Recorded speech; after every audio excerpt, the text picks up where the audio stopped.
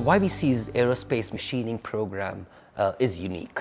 It covers from design, programming, machining, as well as inspection and quality control. We start at the ground level and build the foundation from there for a good machining background, CNC background. They take the time, the dedication to sit with each student, and I enjoy it. There's an extreme high demand of machinists all over Washington as well as in the US. There are 3 ways for students to succeed: a machining technology certificate, a CNC operator certificate, all the way to an Associate of Applied Science degree.